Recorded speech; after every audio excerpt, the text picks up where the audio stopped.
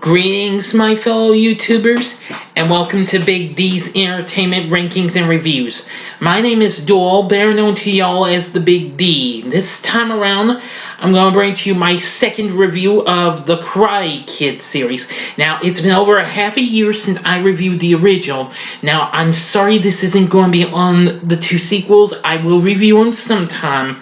But this is a movie I'm slightly overdue of doing an anniversary review of, because it's a film that turned 25. I intended on doing this when it turned 25 in September, but I got sidetracked and did my superhero month instead. And y'all are probably going to hate me for reviewing this, but if you are eager to see this, thank you. Here it is. My review is on The Next Karate Kid from 1994, released by Columbia and directed by Christopher Kane, best known for directing Young Guns and Pure Country. Now, of course, Ralph Macchio is absent from this movie because this doesn't focus on Daniel LaRusso this time. However, his protege of a teacher, Mr. Miyagi, actually returns in this, once again played by Pat Morita.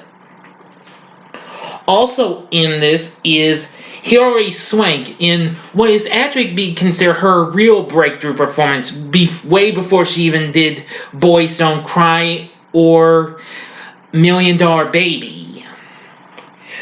Also in this is Michael Ironside as well, because if I'm not mistaken, he plays the bad guy of this.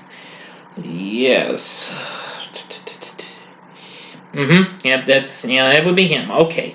Now, I'm going to try not to take too much of my time, because I don't want to give this movie away. This was considered a major disappointment, and it was actually. Though critics said that the film was unnecessary, but they, however, praised the performances of the acting, most notably Miss Swank's. And I have to admit, I absolutely loved Hilary Swank in this. Sure, a lot of us will remember her from movies like Boys Don't Cry and $1 Million Baby, plus maybe several others. But anyway, now I'm not going to try to give much of the story away, but here we go. But you've been warned. So here's 5 seconds. Okay, here we go. Now, Mr. Miyagi travels to Boston to attend a commendation for Japanese-American soldiers who fought in the 442nd Regimental Combat Team during WWII, World War II, you know. Well, he meets the widow of his commanding officer, sir, and a lieutenant, Louisa Pierce. Miyagi goes with her, and they catch up on old times and war stories. So, Miyagi's introduced to Miss Pierce's granddaughter, Julie. And that's, of course, Hilary Swank's character. She's a high school teenage girl struggling with her anger issues due to the death of her parents in the car accident. And her behavior has led to friction between her and her grandmother, along with her fellow students and teachers. So she sneaks into the school one night to care for an injured Harris's hawk, whom she names Angel, which she keeps in a pigeon coop on the roof. So Miyagi invites Louisa to stay at his house in LA to enjoy peace and quiet, tending his garden while he stays in Boston as Julie's caretaker. Now, Julie manages to become friends with Eric, a teenage security guard in training and a pledge for a shady school security fraternity, the Alpha Elite. Elite. I call it Eli or Elite. I think it's Elite, sorry.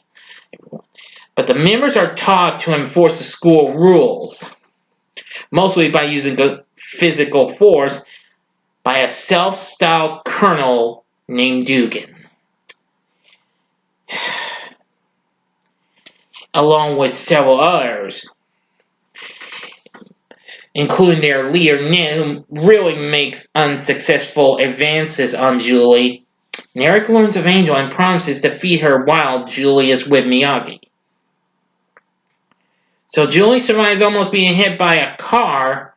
She finally learns to confide with Miyagi when he approves of Julie's talent. She reveals that she was taught karate by her father, who learned from her grandfather, who was, of course, a student of Miyagi's.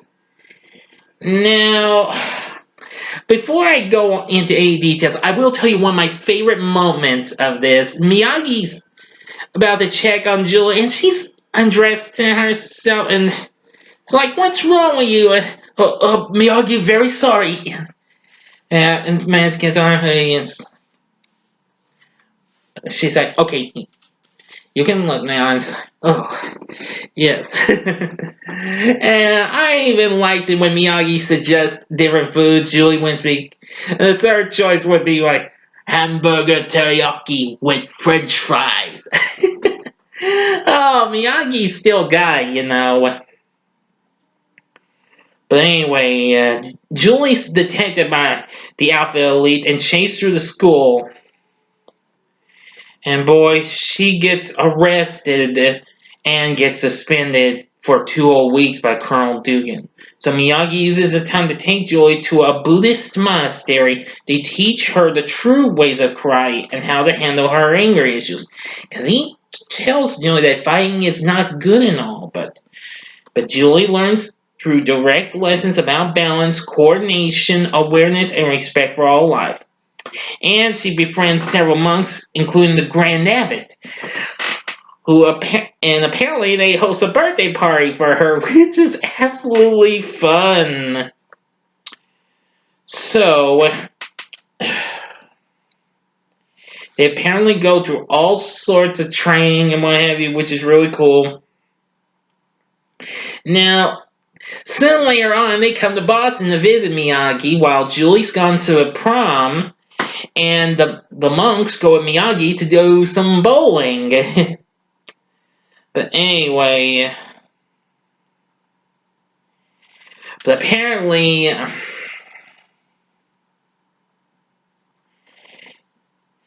they managed to free Angel and what have you after she returns to school. After Angel was relocated at some point to an animal sanctuary. So Miyagi assists Julian releasing the bird back into the wild using the pain suppression technique from the first film to heal Angel's wing. So, before a prom, well, Miyagi does all sorts of things and what have you, but apparently Ned gets involved in this, and soon, let me see now. Well, I'm not going to try to give too much, but it gets on to a real bit of a fight with Colonel Dugan, but it does take a turn for the worse.